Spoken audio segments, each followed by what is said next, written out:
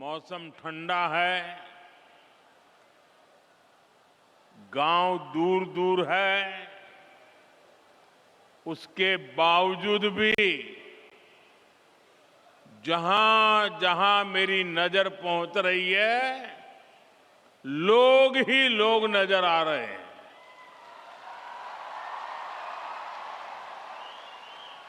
आप इतनी बड़ी संख्या में हमें आशीर्वाद देने आए हैं, मैं आपका बहुत बहुत आभारी हूं।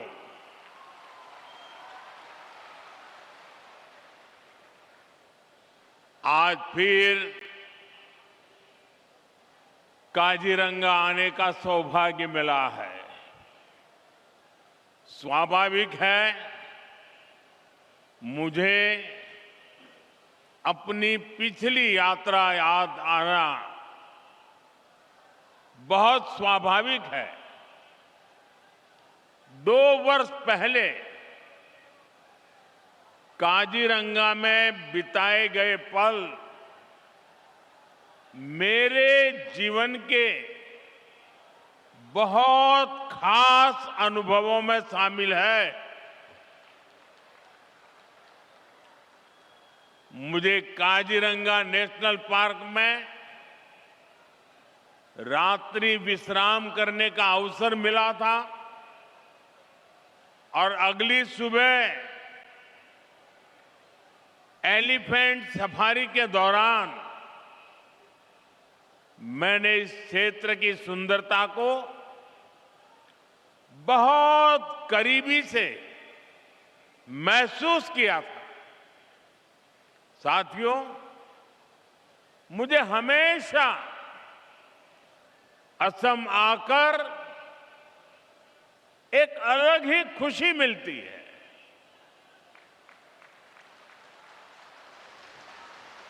ये धरती वीरों की धरती है। हर क्षेत्र में अपनी प्रतिभा दिखाने वाले बेटे बेटियों की धरती है। कल ही मैं गुवाहाटी में बागुरुम्बा दहौ के कार्यक्रम में शामिल हुआ था। वहां हमारी बोडो समुदाय की बेटियों ने बागुरुम्बा की प्रस्तुति देकर नया रिकॉर्ड बनाया। बागुरुम्बा की ऐसी अद्भुत प्रस्तुति 10,000 से अधिक कलाकारों की ऊर्जा, खाम की थाप, सिफुंग की धून,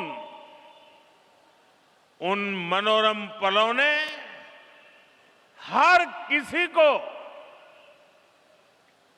मंत्र मुग्ध कर दिया।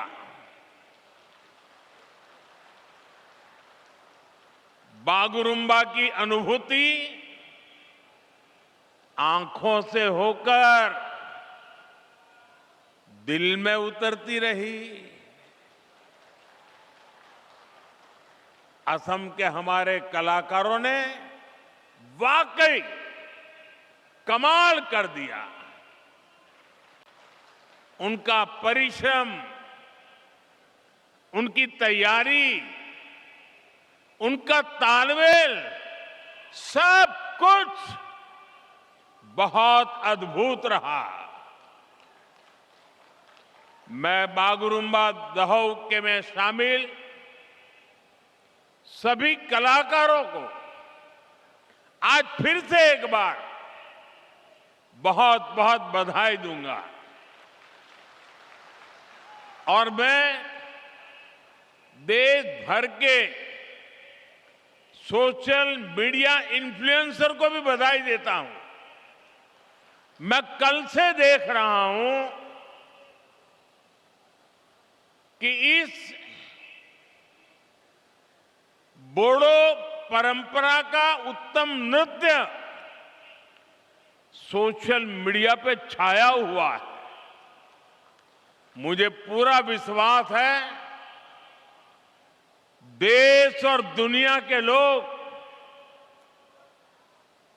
कला और संस्कृति के भारत के नजरिए को, उसकी ताकत को पहचानेंगे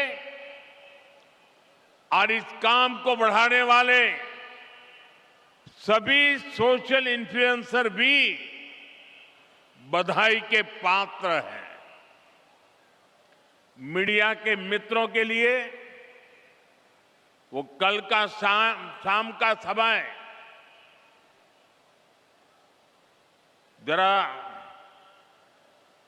बहुत पैक रहता है, लेकिन आज सुबह से कई टीवी मीडिया वालों ने भी इस कार्यक्रम का पुनः प्रसारण शुरू कर दिया है।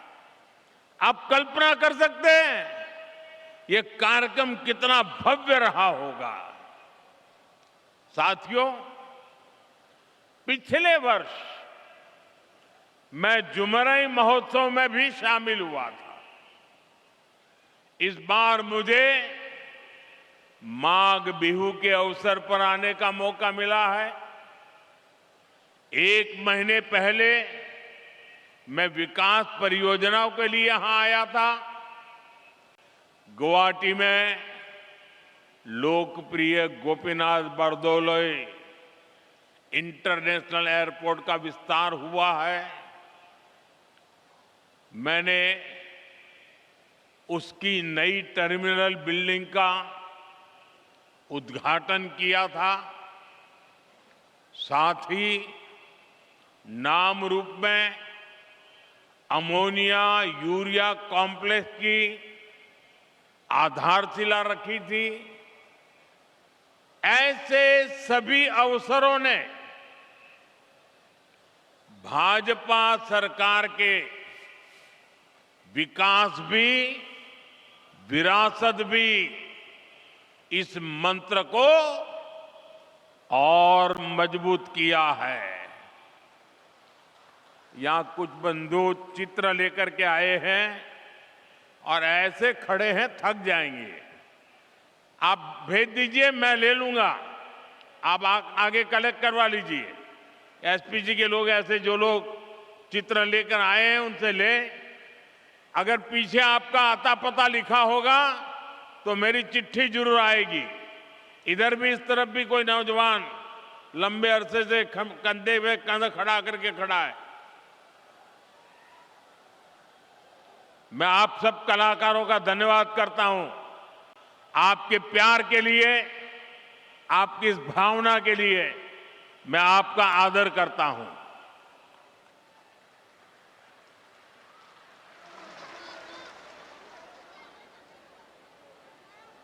अब सब बैठ जाइए। जो यहां भी है वो ले लीजिए भाई, उनको परेशान मत कीजिए। साथियों, असम के इतिहास में कलिया बोर्ड का अहम स्थान है। असम के वर्तमान और भविष्य के लिए भी ये स्थान बहुत महत्वपूर्ण है। ये काजीरंगा राष्ट्रीय उद्यान का प्रवेश द्वार भी है और ऊपरी आसाम की कनेक्टिविटी का भी केंद्र है। यहीं से महायोद्धा लसित बोरफुकन जी ने मुगल हमलावरों को बाहर करने की रणनीति बनाई थी। उनके नेतृत्व में असम के लोगों ने साहस, एकजुटता और संकल्प के दृढ़ संकल्प के साथ मुगल सेना को पराजित किया था। ये केवल एक सैन्य विजय नहीं थी, ये असम के स्वाभिमान और आत्मविश्वास का जयघोष था। अतीत में यहां से पूरे पश्चिमी असम की जिम्मेदारियां संभाली जाती थी। अहोम शासन के समय से कलियाबोर का रणनीतिक महत्व रहा है। मुझे खुशी है कि भाजपा सरकार में अब ये क्षेत्र कनेक्टिविटी और विकास का अहम केंद्र बन रहा है। साथियों, आज बीजेपी पूरे देश में लोगों की पहली पसंद बन गई है।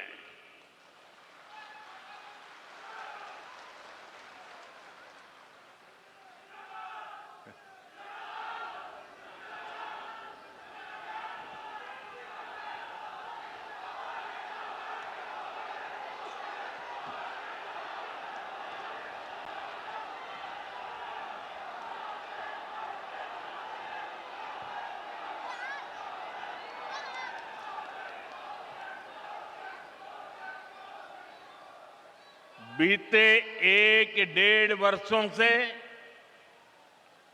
बीजेपी पर देश का भरोसा लगातार बढ़ता जा रहा है।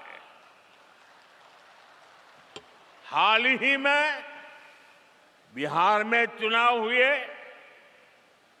वहां 20 वर्ष बाद भी जनता ने बीजेपी को रिकॉर्ड वोट दिए हैं, रिकॉर्ड सीटें जिताई हैं।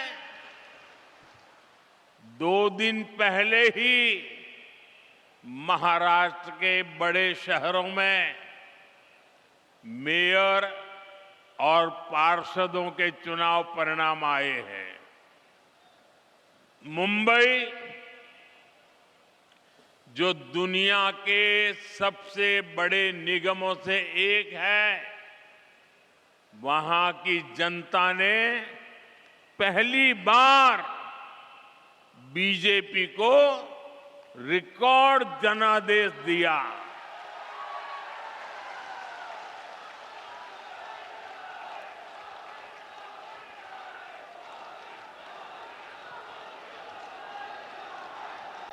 देखिए, जीत मुंबई में हो रही है, जश्न काजीरंगा में मनाया जा रहा है।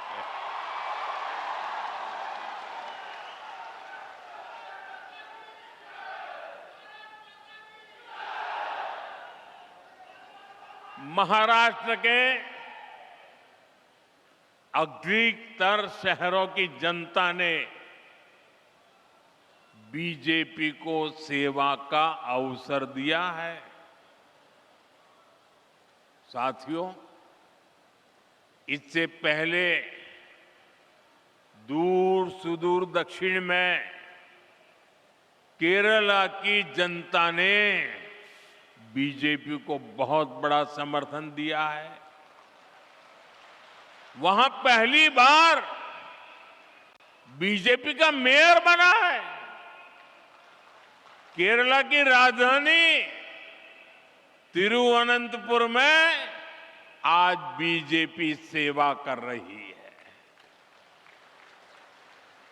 साथियों, बीते कुछ समय में जितने भी चुनाव परिणाम आए हैं, उनका जनादेश स्पष्ट है। देश का वोटर आज गुड गवर्नेंस चाहता है, विकास चाहता है। वो विकास और विरासत दोनों पर फोकस करता है। इसलिए वो बीजेपी को पसंद करता है।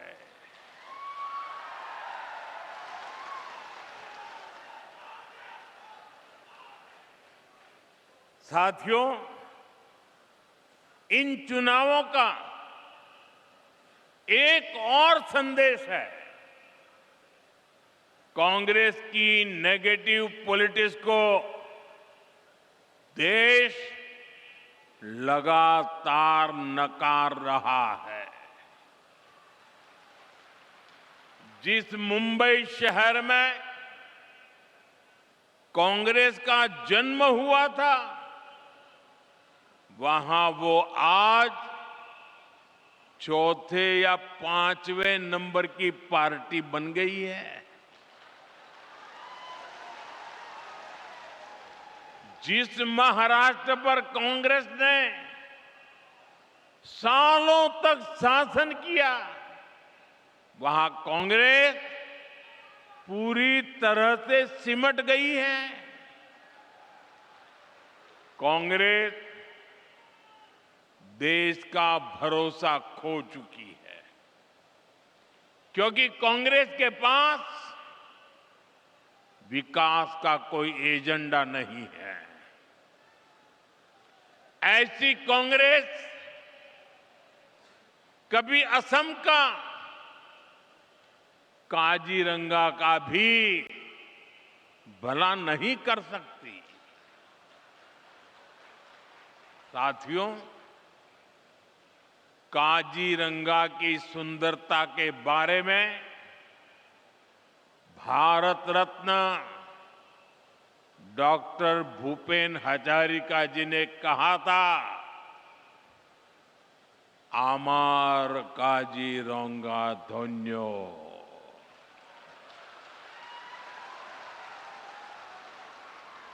प्रकृति दुनिया कुलात खेली,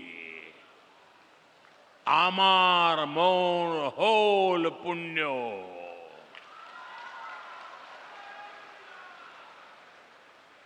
इन शब्दों में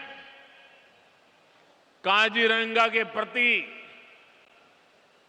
प्रेम की भावना है, साथ ही इनमें असमिया लोगों के प्रकृति से स्नेह की अभिव्यक्ति भी है। काजीरंगा केवल एक नेशनल पार्क नहीं है, काजीरंगा तो असम की आत्मा है, आत्मा।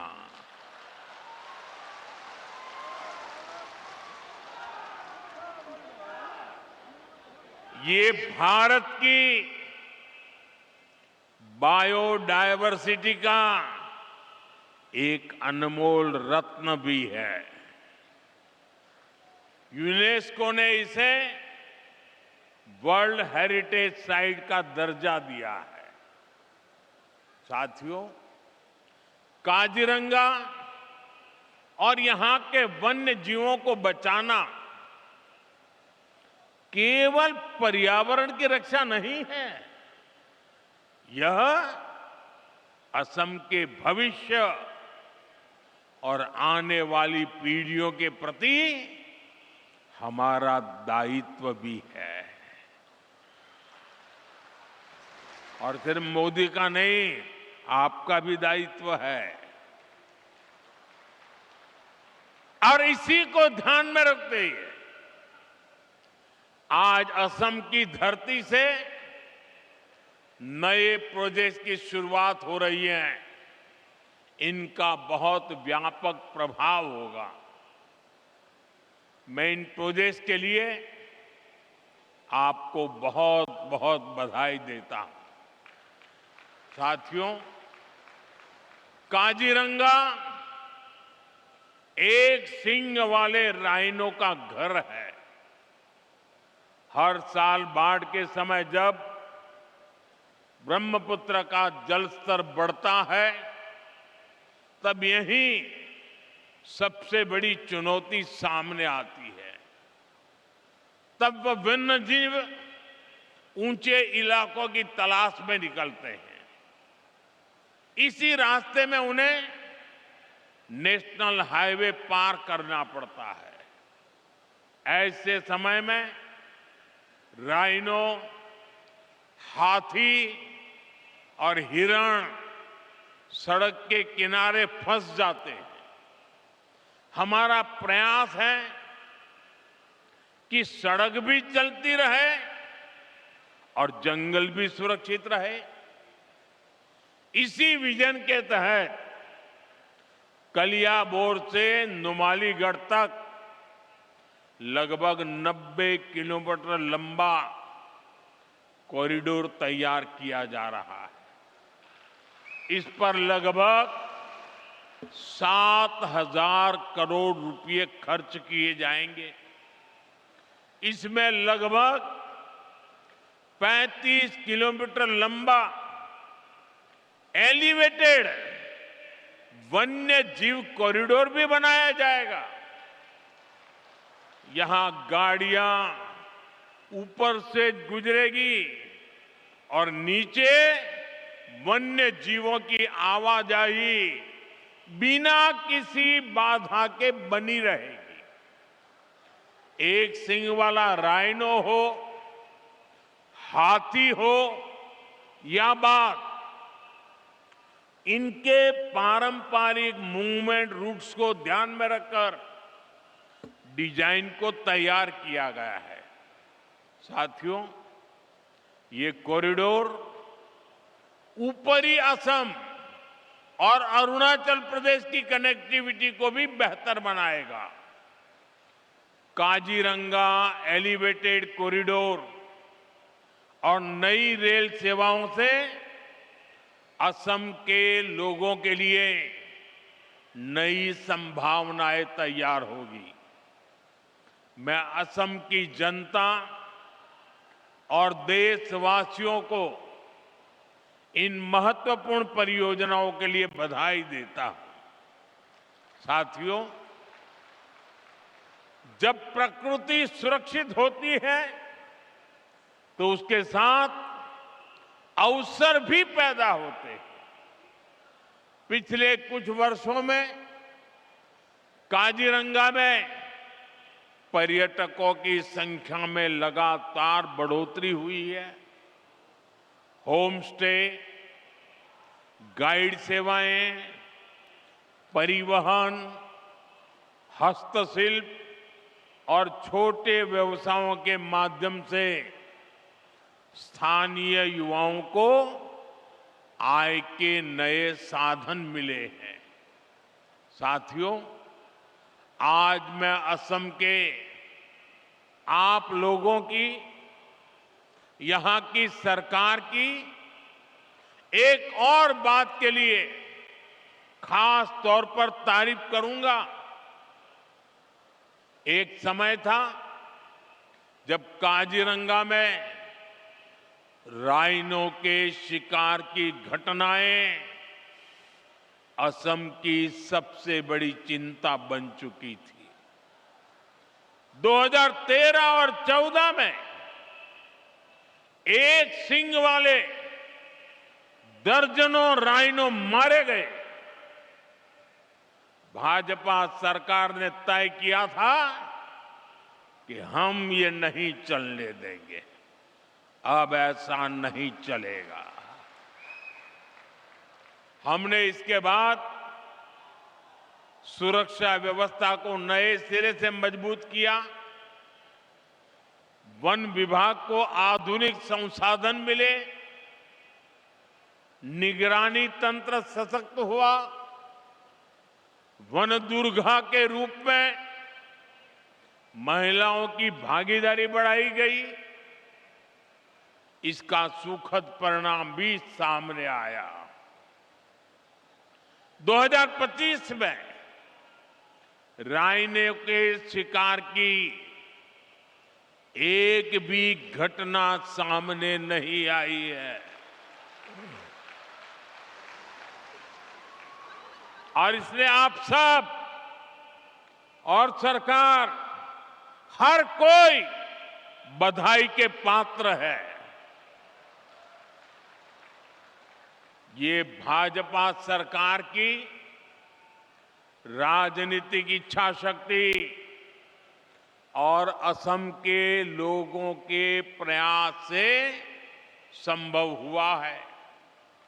साथियों, लंबे समय तक एक सोच ये बनी रही कि प्रकृति और प्रगति एक दूसरे के विपरीत है। कहा जाता था कि ये दोनों साथ नहीं चल सकते, लेकिन आज भारत दुनिया को दिखा रहा है कि ये दोनों साथ साथ आगे बढ़ सकते हैं। इकोनॉमी भी, इकोलॉजी भी। पिछले एक दशक में देश में जंगलों और पेड़ों का कवरेज बढ़ा है। लोगों ने एक पेड़ मां के नाम अभियान में बढ़ चढ़कर हिस्सा लिया है। इस अभियान के तहत अब तक 260 करोड़ से अधिक पेड़ लगाए जा चुके हैं। 2014 के बाद देश में टाइगर और एलिफेंट रिजर्व की संख्या बढ़ गई है। प्रोटेक्टेड एरिया और कम्युनिटी एरिया में भी बड़ा विस्तार हुआ। जो चीते भारत से लंबे समय पहले विलुप्त हो गए थे, उन्हें अब वापस लाया गया है। आज चीता लोगों के लिए एक नया आकर्षण बन गया है। हम वेटलैंड कंजर्वेशन पर भी लगातार काम कर रहे हैं। आज भारत एशिया का सबसे बड़ा रामसर नेटवर्क बन चुका है। रामसर साइट्स की संख्या में उसके हिसाब से भारत दुनिया में तीसरे स्थान पर है। अब हमारा असम भी दुनिया को दिखा रहा है कि कैसे विकास के साथ साथ हम अपनी विरासत को भी संभाल सकते हैं, प्रकृति की भी रक्षा कर सकते हैं।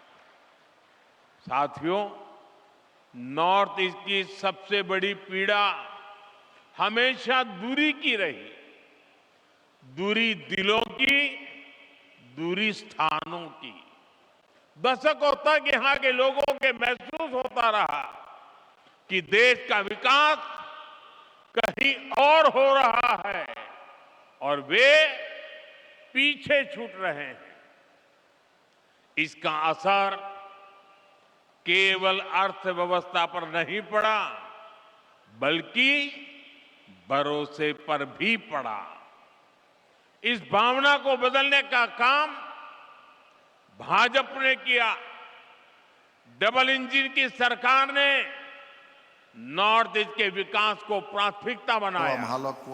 महाकाल रोडवेज, आज सनातन धर्म की रेलवेज, ये धर्म ध्वजा चारों ओर लहरा रही है। मोटरवेज के माध्यम से प्रधानमंत्री जी के मार्गदर्शन में असम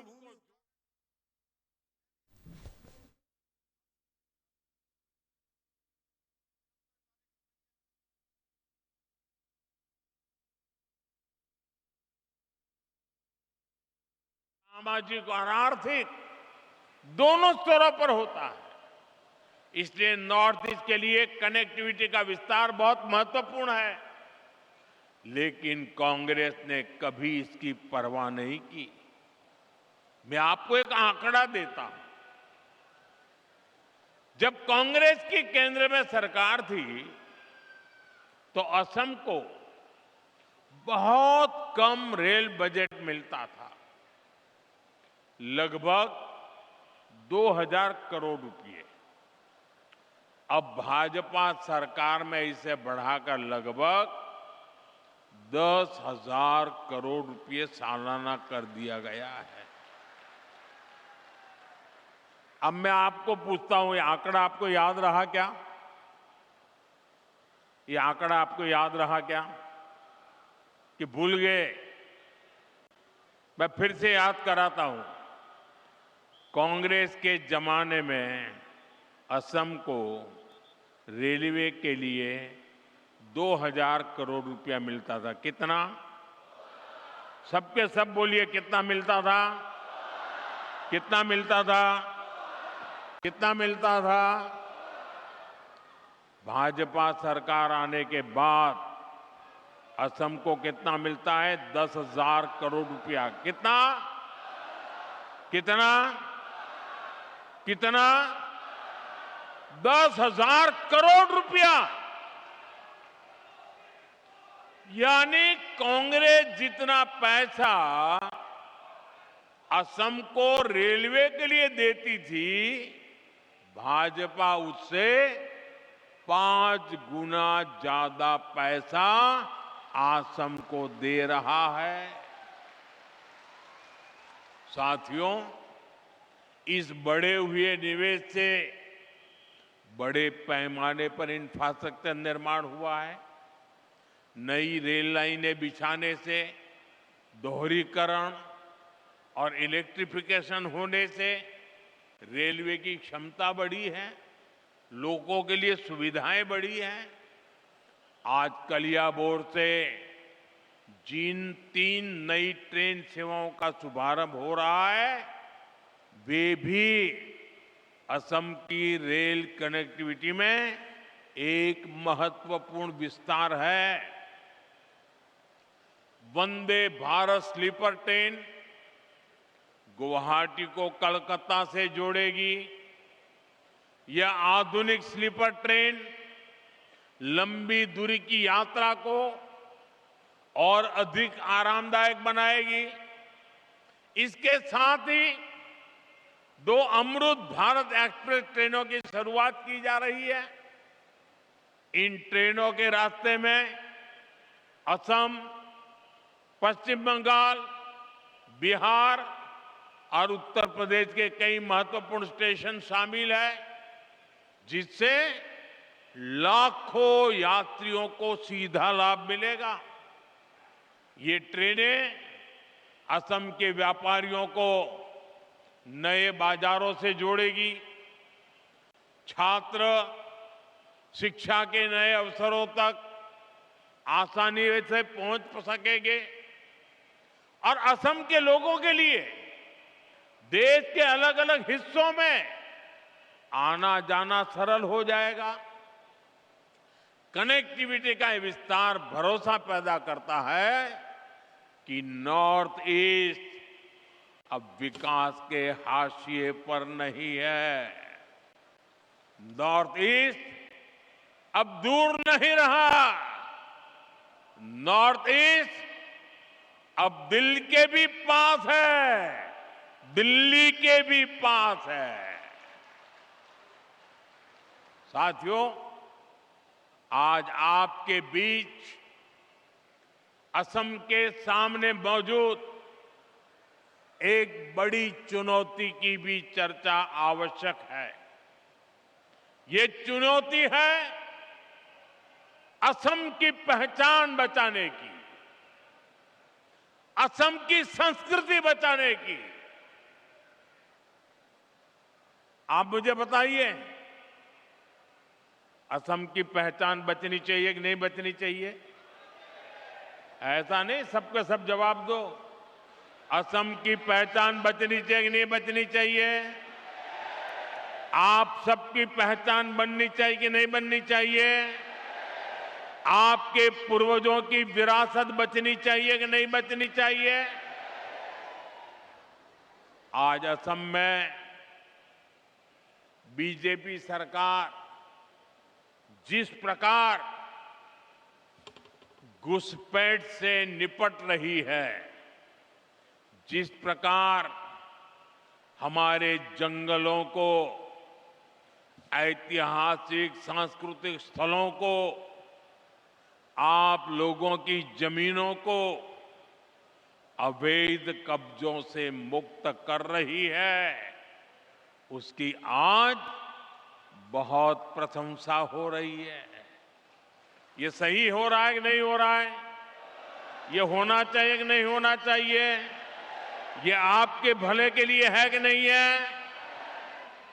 लेकिन आप जरा ये भी सोचिए साथियों कि कांग्रेस ने असम के साथ क्या किया।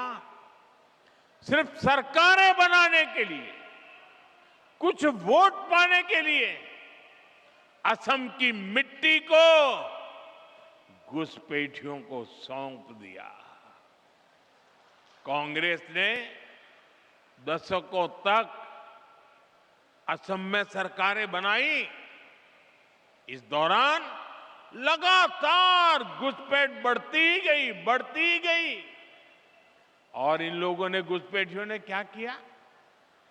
इनको असम के इतिहास, यहां की संस्कृति, हमारी आस्था से कोई सरोकार नहीं था। इसलिए उन्होंने जगह जगह कब्जे किए। घुसपैठ के कारण एनिमल कॉरिडोर के कब्जे हुए, अवैध शिकार को बढ़ावा मिला, तस्करी और अन्य अपराध भी बढ़े। साथियों, ये घुसपैठिए आबादी का संतुलन बिगाड़ रहे हैं, हमारी संस्कृति पर हमले कर रहे हैं, गरीब का, नौजवान का रोजगार छीन रहे हैं, आदिवासी क्षेत्रों में धोखे से लोगों की जमीन पर कब्जा कर रहे हैं। ये असम और देश की सुरक्षा दोनों के लिए बहुत बड़ा खतरा है। साथियों, कांग्रेस से आपको बहुत सावधान रहना है। कांग्रेस की एक ही नीति है, घुसपैठियों को बचाओ, घुसपैठियों की मदद से सत्ता पाओ। पूरे देश में कांग्रेस और उसके साथी यही कर रहे हैं।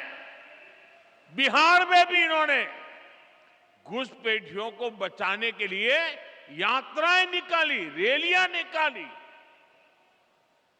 लेकिन बिहार की जनता ने कांग्रेस का सुपड़ा साफ कर दिया। अब असम की जनता की बारी है। मुझे विश्वास है असम की धरती से भी कांग्रेस को करारा जवाब मिलेगा। साथियों, असम का विकास पूरे नॉर्थ ईस्ट के विकास के लिए नए दरवाजे खोल रहा है। असम एक्ट ईस्ट पॉलिसी को दिशा दे रहा है। जब असम आगे बढ़ता है तो नॉर्थ ईस्ट आगे बढ़ता है। जब नॉर्थ ईस्ट आगे बढ़ता है तो हिंदुस्तान आगे बढ़ता है। हमारे प्रयास और असम के लोगों का भरोसा पूरे नॉर्थ ईस्ट को नई ऊंचाइयों तक ले जाएगा।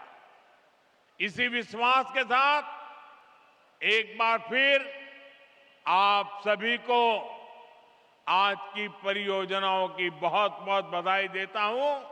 मेरे साथ बोलिए, भारत माता की, भारत माता की। ये वर्ष वंदे मातरम के 150 साल एक पुण्य स्मरण करने का समय है।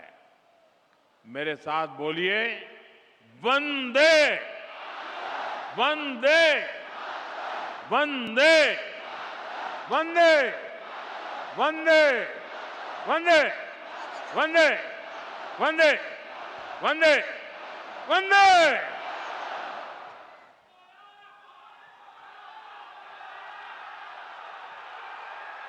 कोटि को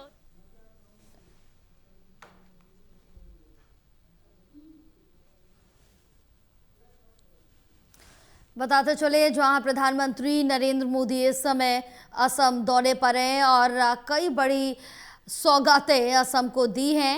इसके साथ ही पीएम मोदी ने यहां पर भूमि पूजन किया है। काजीरंगा एलिवेटेड का भूमि पूजन किया है। काजीरंगा एलिवेटेड कॉरिडोर प्रोजेक्ट का भूमि पूजन प्रधानमंत्री नरेंद्र मोदी ने किया है। इसके साथ ही पीएम मोदी ने यहां से अपना संबोधन भी दिया और कांग्रेस पर निशाना साधा है। और इसके साथ ही पीएम मोदी ने ये कहा कि असम को कांग्रेस नहीं संभाल सकती। तमाम निशाने साधे हैं कांग्रेस पर। और आज पीएम मोदी का ये महत्वपूर्ण दौरा है।